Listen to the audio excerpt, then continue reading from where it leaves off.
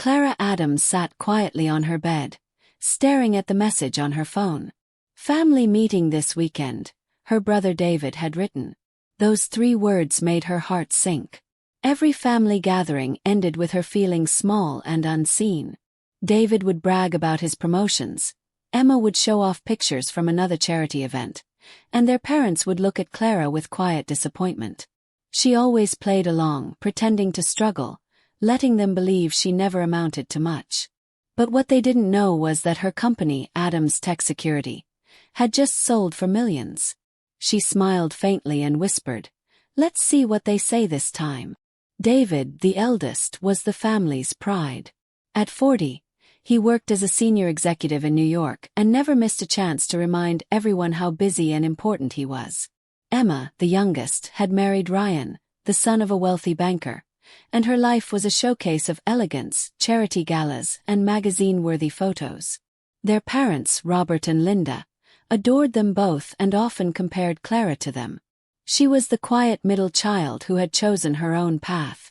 To them, she was still the one who had refused college, still the one finding herself. They had no idea that the quiet one had become the most successful of them all. Clara remembered the night she told her parents she wouldn't be going to college. Her father had dropped his fork and said, "You'll regret this, Clara." Her mother had sighed, shaking her head. "You're wasting your future." That night, she packed her old laptop, 2 shirts, and $200. Before sunrise, she left Willow Creek with nothing but determination. Everyone believed she would crawl back home within months, broke and defeated. But Clara didn't return. She worked day and night, failed several times, and finally built Adams Tech Security from scratch. 10 years later, the company was worth more than she had ever imagined, but she kept her success hidden. The morning of her trip home, Clara stood before her open wardrobe, thinking carefully. Her assistant, Nina, leaned against the door and said, "You're really wearing that?" Clara looked down at her old jeans and sweater with a tiny hole at the cuff. "Yes," she said calmly.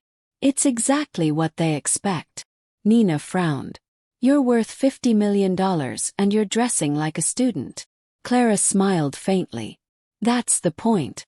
They believe I'm struggling, and for now, I'll let them." When Nina saw Clara book a taxi instead of using the private jet, she shook her head. "You're the only millionaire I know who hides her success on purpose," she said. The small plane touched down on the familiar runway outside Willow Creek. From the window, Clara saw the same quiet streets and old buildings that hadn't changed in years. Her phone buzzed with a message from David. "We're waiting. Don't be late." She smiled faintly and replied, "On my way." Outside the airport, a taxi driver held up a small sign with her name. "Miss Adams?" he asked politely. "That's me," Clara said, climbing in. As the car drove past the houses and the grocery store from her childhood, she whispered, "Same town, same people, same stories. Let's see what happens when the truth shows up." The taxi stopped in front of the old Adams house, a white 2-story home with blue shutters and the same maple tree that had stood there since she was a child.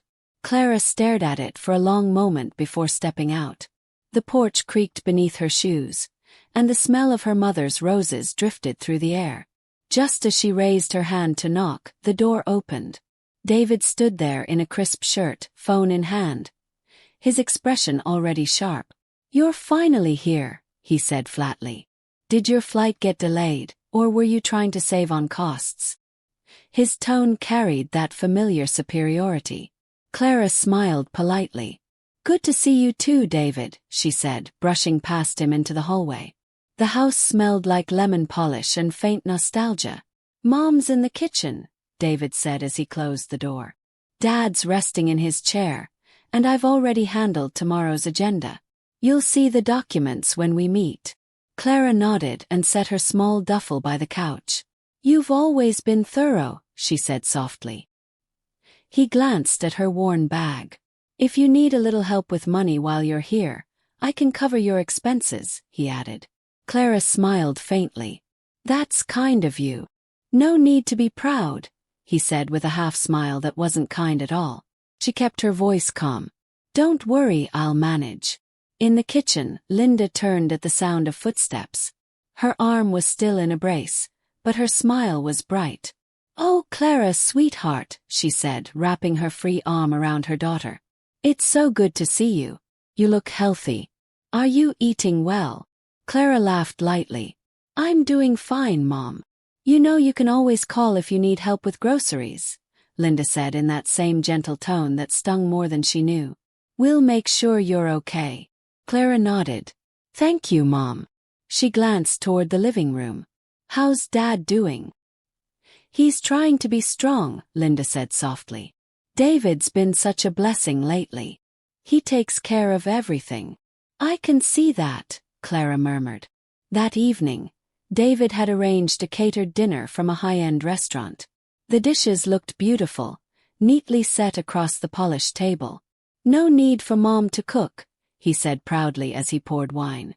"The firm had a good quarter, so I thought we'd treat ourselves." Linda smiled warmly.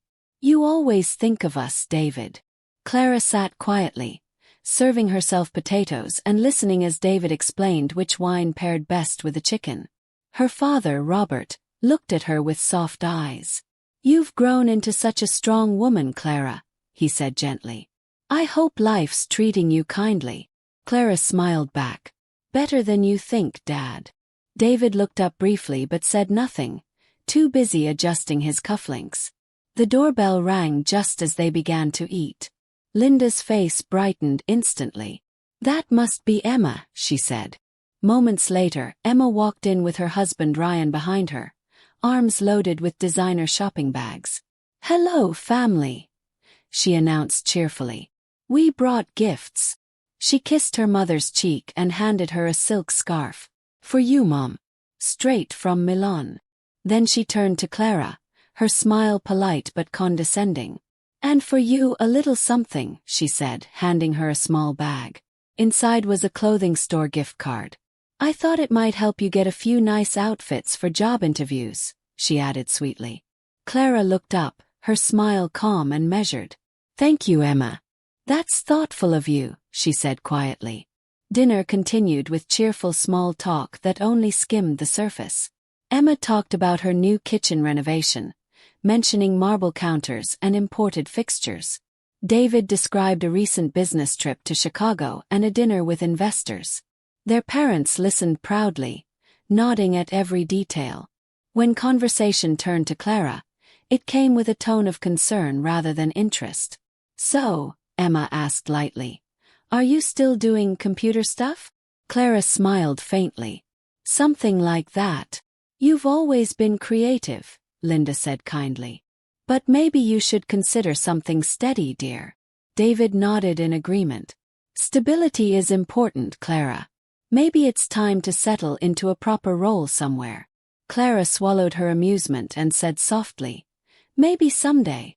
The laughter and chatter flowed easily around her, but Clara felt the quiet sting of judgment with every word.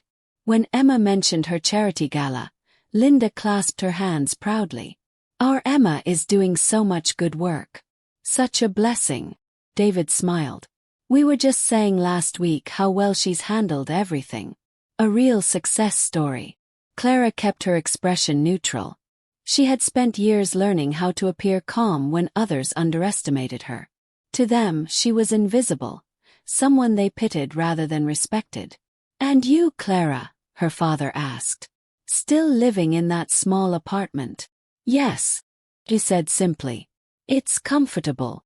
Emma chuckled softly. "Comfort means different things to different people, I suppose." After dinner, Linda insisted on showing old photo albums. They gathered in the living room while she flipped through worn pages filled with school pictures and holidays long past. "Here's David's graduation," she said proudly. "And Emma's engagement party." She hesitated when she reached Clara's section. "And here's Clara's first website design, I think." David smiled politely. "You were always good with computers," he said, like it was a compliment for a child. Clara nodded, smiling faintly. "Still am," she replied. But no one seemed to notice the quiet confidence behind her words. For a brief moment, she realized how long she had lived behind their assumptions, and how comfortable they had grown believing she had failed. As the evening went on, David cleared his throat and straightened his tie. "Tomorrow morning, 9 sharp," he said firmly. "We'll go over the financial plan for Mom and Dad's care. I've prepared everything in detail." "You've worked so hard," Linda said proudly. "You always take charge." "Someone has to," David replied, glancing at Clara. "It's time we all contribute according to what we can manage." Emma nodded in agreement. "Of course. We'll handle it fairly." Clara smiled politely, saying nothing. Inside she felt calm, almost detached. They were still writing a story she no longer belonged in, and tomorrow, that story would change forever. Later that night, Clara lay awake in her old bedroom, staring at the ceiling. Everything around her looked smaller. The same wallpaper, the same creaky window frame, the same faint smell of her mother's lavender candles. She thought about how far she had come since leaving Willow Creek. 10 years of struggle, sacrifice, and silent victories. Tomorrow would not just be another family meeting. It would be a turning point. They still believed she was poor, naive, and lost. But that illusion had served its purpose. In the quiet of that night, Clara whispered to herself, "They wanted a story about the weak one. Tomorrow they'll meet the truth." At exactly 9 the next morning, the family gathered in the living room. David had already set up his laptop and projector. His sleeves rolled neatly to his elbows. "Let's begin," he said, clicking to the first slide titled Parental Care Options. Clara sat on the edge of an old ottoman while Emma and Ryan shared the couch. Their parents looked tired but attentive. David spoke like a manager giving a report, confident and precise. He explained the rising costs of care facilities, his preferred options, and monthly figures that made their mother gasp softly. "This is what it takes to give them proper treatment," he said firmly. "We each need to contribute." David flipped to another slide showing charts and columns. "Emma and I have agreed to cover 40% together. I can handle 45% through my investments," he said confidently. "That leaves 15%, about $1,200 a month." He looked straight at Clara. "That would be your share." The room went quiet. Emma shifted uncomfortably, then added, "If that's too much, maybe you can help in other ways. Visiting more, helping with errands. We don't want to create hardship." David nodded seriously. "Yes, maybe 500 a month would be easier for your budget. I can adjust our portion." Clara kept her expression calm. "How generous of you," she said softly. Robert leaned forward, his voice hesitant. "Do you even have steady work right now, Clara? Last I heard, you were between projects." Before she could respond, David interrupted. "Actually, my company has an entry-level marketing role opening soon. The pay's modest, but it's stable and includes benefits." Emma clapped her hands lightly. "Oh, David, that's wonderful. That could really help Clara get back on her feet." Clara looked between them, her calm composure never breaking. "I appreciate the offer," she said quietly, "but I'm comfortable where I am." David sighed. "Comfortable isn't the same as secure, Clara. You can't keep living like this forever." Their words blurred together. Advice, pity, assumptions, all spoken with the same superior tone. "You could start saving properly," Emma said gently. "Even a small amount helps." David added, "And maybe think about downsizing your apartment. A stable plan matters." Clara took a deep breath. For 10 years she had let them talk this way, believing they were helping. But today felt different. She looked at her father's kind but tired eyes, her mother's hopeful smile, her siblings' patronizing concern. Something inside her settled. Not anger but clarity. "I'll take care of it," she said simply. "You don't have to worry about me. We just want to help," David replied. "You will," Clara said quietly. Before David could continue, Clara pulled out her phone. "Excuse me for a moment," she said. "I need to make a quick call." David frowned. "Can it wait? We're in the middle of something important." "Just a minute," Clara replied calmly, stepping aside. She dialed quickly. "Hey Nina," she said softly. Is everything ready? She listened for a moment, then smiled. Perfect. 15 minutes. Yes, the front lawn is fine. She ended the call and turned back to her family. Sorry for the interruption, she said, sitting down. Just confirming my ride. David sighed.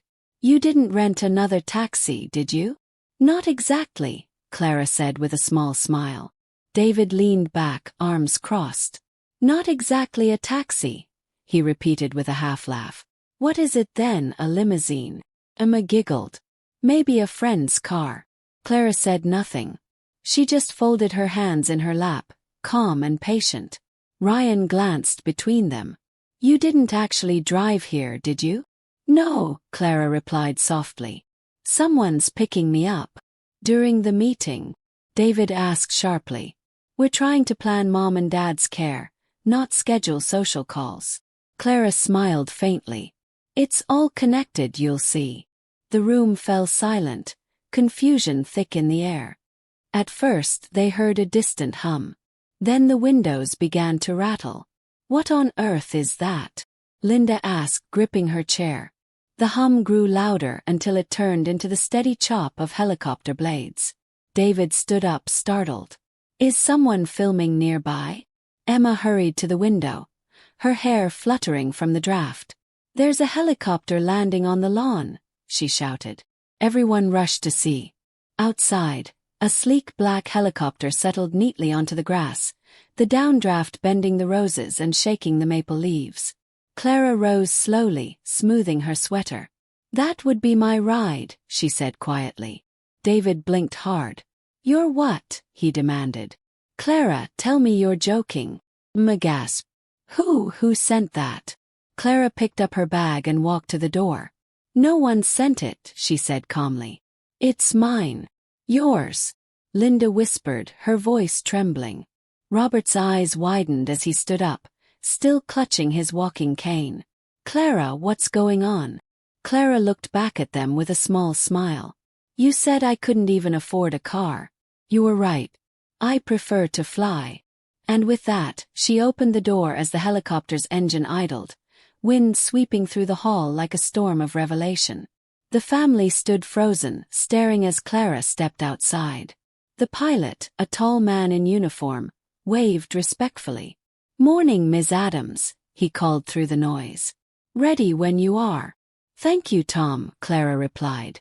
Emma clutched Ryan's arm. She has a pilot, she whispered. Linda covered her mouth, eyes wide with disbelief. David followed Clara halfway onto the porch, his voice rising. Clara, what are you doing? Are you out of your mind? Clara turned slightly. No, she said simply. I'm just tired of pretending. Then she stepped toward the helicopter, wind whipping her hair as the rotors roared. The door closed behind her, and the helicopter lifted slowly from the ground. The family shielded their faces from the gusting air. Linda stared upward, her lips trembling. My baby, she whispered. David's jaw clenched. This is ridiculous, he muttered, but his voice shook. Emma stood frozen, her designer scarf fluttering in the wind.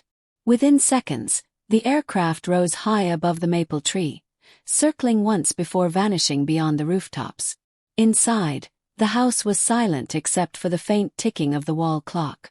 For the first time, no one knew what to say. High above Willow Creek, Clara leaned back in her seat, watching the tiny town shrink below. Everything all right, Ms. Adams? Tom asked through his headset. Perfect, she replied. Just family matters. He smiled faintly. Want me to circle once more? Give them something to talk about. Clara laughed softly. Tempting, but no. Straight to the estate. The helicopter glided toward the wooded hills. Minutes later, the vast property came into view. 30 acres of manicured lawns, a stone mansion surrounded by gardens and a sparkling lake. It was breathtaking even to her, a symbol of how far she'd come. When they landed, Nina was waiting at the helipad with a tablet in hand. How did it go? She asked as Clara stepped out. Mom fainted, Clara said calmly. David looked like he'd seen a ghost. Nina smiled. So, exactly as expected. Pretty much, Clara said. They'll be here soon. Please have everything ready. Lunch, the documents, the guest rooms. Already done, Nina replied. Chefs finishing the meal, and the family portfolios in the study. Clara nodded. Good. Today's the day they see the truth. Not to boast, but to understand. An hour later, Tom radioed that he was heading back to Willow Creek to pick up the family. Clara waited in the grand foyer, sunlight streaming through the tall windows, her mind steady and clear. She had hidden her success for years to protect herself, but now it was time to reveal it. Not with words, but with truth they couldn't deny. When the helicopter returned, she walked outside as it landed on the wide lawn. Her family stepped out slowly, one by one, their faces pale and disoriented. David looked around in disbelief. Clara, he said finally, what is this place? Welcome to my home, Clara said simply. She led them through the arched doors into the grand entrance, where sunlight gleamed off marble floors and crystal chandeliers. Linda touched the banister, speechless. This can't be yours, she murmured. Clara smiled gently. It is. I bought it 6 months ago. Bought? Emma repeated, her voice faint. How? Through my company, Clara said. Adams Tech Security. We develop cybersecurity software for businesses. A larger firm acquired us for $50 million last year. David stood motionless, his eyes wide. 50 million, he whispered. Robert sank into a chair, whispering, My Clara. No one spoke for a long moment. The air was thick with disbelief. Emma's mouth opened, then closed again. You never said a word, she finally breathed. All this time we thought you were barely making it. Clara looked at her calmly. You never asked, she said. David rubbed his temples. You let us believe you were struggling. I didn't let you, Clara replied softly. You chose to. She walked toward the large window overlooking the garden. You saw what you wanted to see. Now I'm just showing you what's real. Behind her, the family sat in stunned silence as the truth finally took its place in the room. Clara turned back to face them, her voice calm but firm. I never told you about my company because every time I tried to share something real, you dismissed it as a phase. So I stopped explaining. David looked at her, eyes narrowing. You're saying you built all this from that little computer hobby? Exactly, Clara said. That hobby became Adams Tech Security. We designed protection software for small businesses. It grew faster than anyone expected. Emma sank onto the couch, shaking her head. $50 million, she whispered again. How could you hide something like that from your own family? Clara's expression softened. It was easier than listening to your laughter. Nina entered quietly, carrying a leather folder. Clara took it from her and placed it on the table. This, she said, is what I wanted to show you. Inside were documents. The deed to the estate, the company sale records, and another set of papers labeled Haven Care Foundation.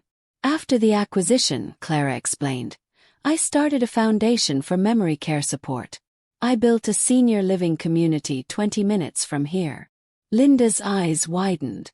You built it? Yes, Clara said softly. It's a safe, beautiful place for people like Dad. They'll never have to worry again. David leaned forward, scanning the papers.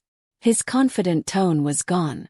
You already arranged everything, he murmured.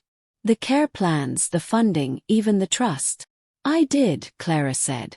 Because I love you all, and because I wanted Mom and Dad to be secure no matter what happens. Linda began to cry quietly, covering her face with her hands. All these years I thought you were barely surviving, she whispered. Clara knelt beside her. I was surviving, Mom, just not in the way you imagined. Robert reached out, his hand trembling, and touched his daughter's cheek. You proved us all wrong, my girl. The weight of 10 years of assumptions filled the room like a heavy fog. Emma stared at the floor, her voice small. We made you feel like you didn't belong. Yes, Clara said gently. But I also let that belief protect me. It kept me focused. David exhaled slowly. I'm sorry, Clara. I thought I was doing the right thing, offering help, giving advice. I didn't realize I was talking down to you.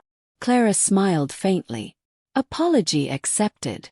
She straightened and added softly. I never wanted revenge. I just wanted you to see me clearly. Lunch was served in the glass-walled dining room overlooking the gardens. The earlier tension melted into quiet conversation. Linda asked about Clara's travels. Robert wanted to know how computers could protect people's information. Even David listened, genuinely curious. For the first time in years, their voices carried respect instead of pity. Emma, still quiet, finally looked up. Clara, she said, I want to see that foundation you built. Maybe I could help there. I'm tired of charity events that don't matter. Clara's smile was genuine. I'd like that, Emma. You'd bring warmth to the residents. That afternoon, Clara gave them a tour of the estate.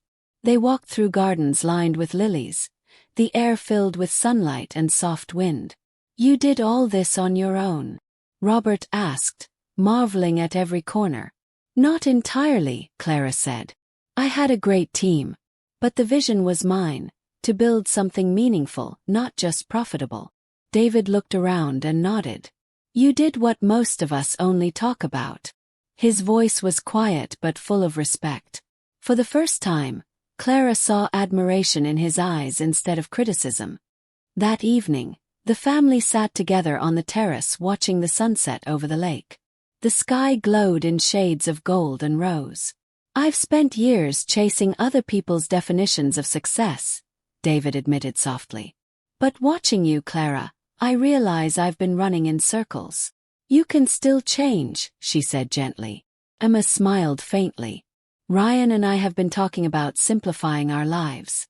Maybe we'll move somewhere smaller, focus on real things. Linda sighed, her voice full of emotion. You children are teaching me lessons I should have learned long ago. The next morning, sunlight streamed through the tall windows as breakfast filled the air with the smell of coffee and fresh pastries. The family gathered around the table, relaxed for the first time in years. David joked lightly about his poor cooking skills, making everyone laugh. Emma poured juice for their father while Linda talked with Nina about volunteering at the foundation. Clara watched them quietly, her heart full. She had spent a decade fighting for independence, but what she found now was peace. Not the peace of isolation but of understanding. When it was time for her parents to return home, Clara walked them to the helicopter. Linda paused and looked up at her daughter. You've grown into a woman we can be proud of, Clara. I just wish we had seen it sooner. Clara hugged her tightly.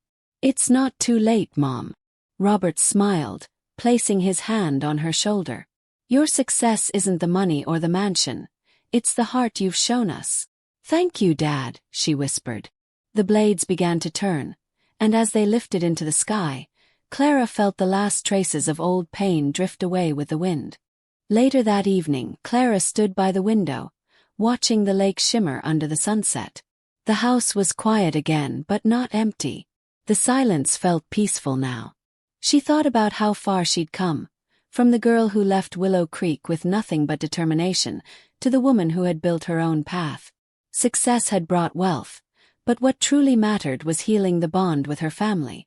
She smiled softly and whispered, True wealth isn't what you keep, it's what you share. Then she turned off the lights, the golden glow fading around her, and walked into the calm of a new beginning.